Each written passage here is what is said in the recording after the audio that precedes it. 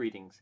Today I'll be talking about both a movie and an RPG topic, and it deals with Star Wars aliens. Now, I discussed before, or maybe in the future, I don't know when these are going to go up and what order they're going to be in.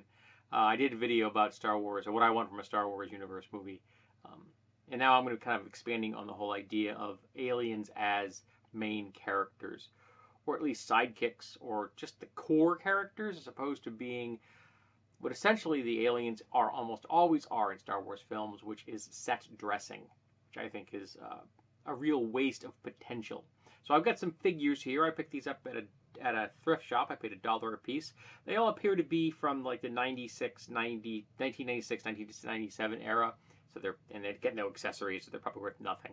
And when I'm done with this video, and probably do a more in detail video on the individual figures, I'm gonna just send it to my nephews. So we've got the classic Ewoks, all their adorable little glory, which was supposed to be a film set on the Wookiee homeworld, but that would be too expensive, so we got Ewoks instead. That's kind of a pity. Ewoks would have been cooler. Then we have a Jawa, which I've always kind of liked in their eyes, and their little plastic eyes, so that they kind of, if the light just hits them, they really do look like they're glowing, because there's a little panel on top. You can't really see it here all that well. There you go. Just kind of like see the little glow because the light's coming down. So that was a nice, simple effect, but quite good because the eyes glow in the film. And even though this is very little articulation on this, it's still quite cool. Then we have Admiral Akbar, and I can't remember what race he is, what his race is called. And he's the only guy here who I know that has a name. Okay, the rest are all just like this guy, look vaguely spider-like. I believe he was a bounty hunter or a pilot. Could have been both. These are the Sand People, I think.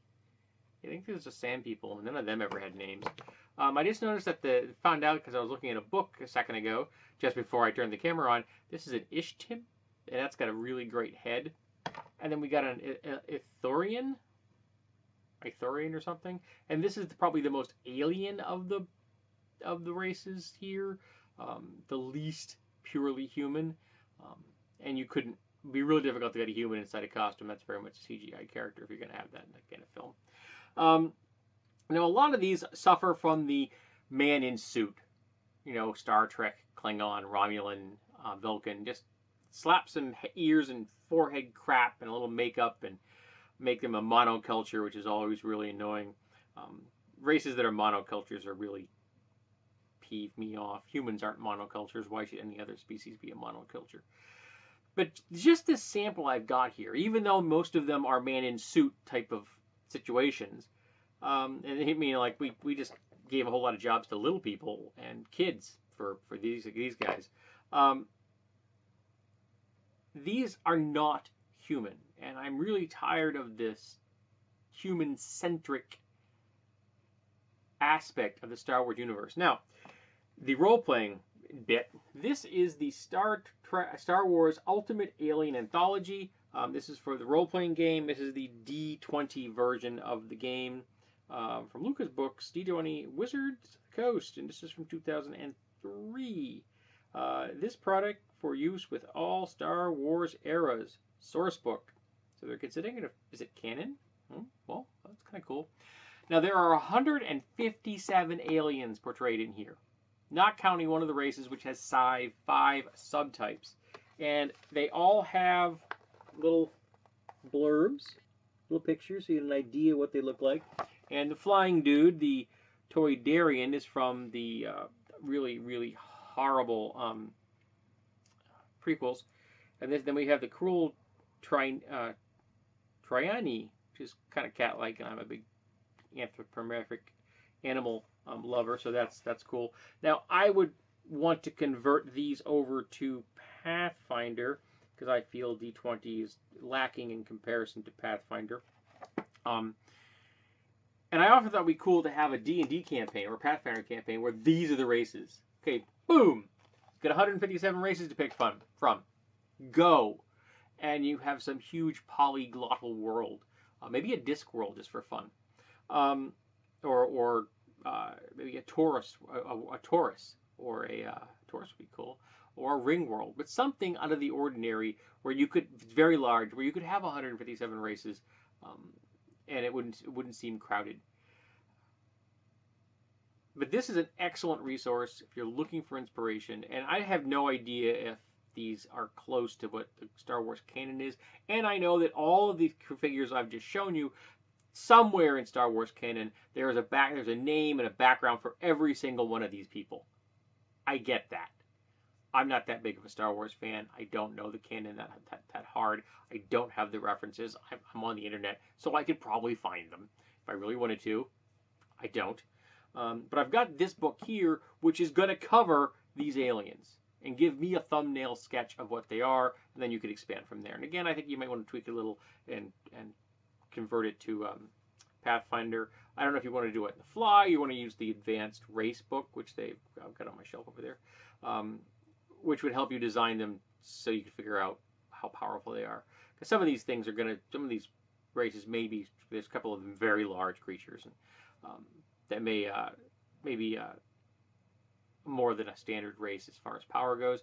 And you might think, oh, the little guys that fly around, yeah, they're small, but they fly, so that may be something that changes the dynamics of your campaign. Because at low levels, a race that can fly all the time can get to things that you maybe want to restrain the characters from. You don't want them to have flight accessible until a higher level. But you just have to come up with a different adventure design if you're going to have that race in the world. I just want to see these races. I want to see them as people, not set dressings. There was a race in Rogue One that was only seen on the Rebel gunship. And the director said that he put that race in there because he wanted a race that looked like a monkey, like the style with the big mustaches. I can't remember what they're called. Because he loves monkeys, and he said, and a monkey with a gun and a spaceship is just cool. And it is cool. But he just threw that in there as a visual, as a throwaway. And in this case, literally throwaway. I don't want these aliens used as throwaway set pieces. I don't want them just to be background decoration. I want to know about them. I want to know their history, their background in the context of a film, which is going to reach a far wider audience than some reference book or online database, which is going to give this long and convoluted history of each of these people, whereas I could have it shown to me as opposed to explained to me. As we've seen in The Fury Road, is an example of showing, not telling. And that is an element that I think many films have just missed out on, including George Lucas. Right over his head. So I want diversity. Not diversity for diversity's sake, but because they're so cool.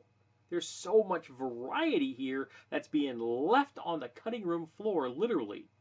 You got all this stuff on the table. Why aren't you using it? You could do 100 Star Wars stories, or television series, or films with these races. And people go, "Oh, you can't identify with it." Bullshit.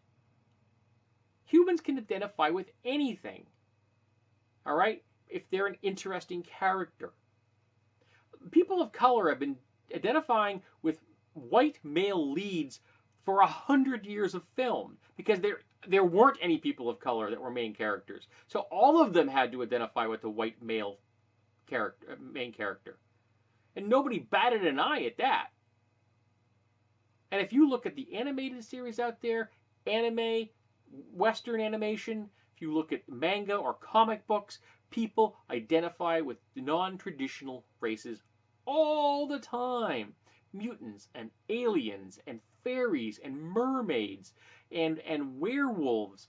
Look at Vampire the Masquerade, werewolf, the changing the gap. I mean, just so much stuff that isn't human. The Prometheus line.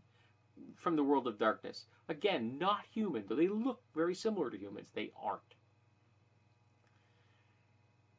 And of course, if you want to go a little deeper, look at the furry community.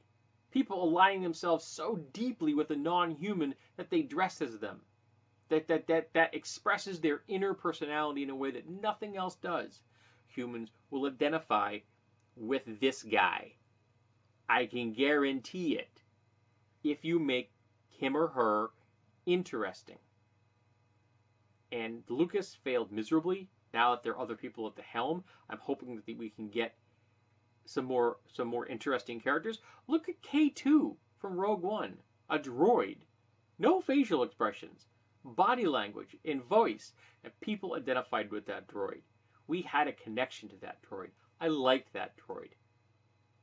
Okay, R2D2 and C3PO, again, droids. People identify with them deeply.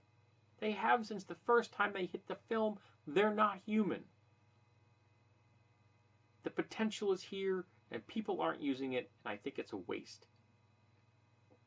And I'm hoping that somebody eventually wakes up and realizes so much is available to them that isn't being used.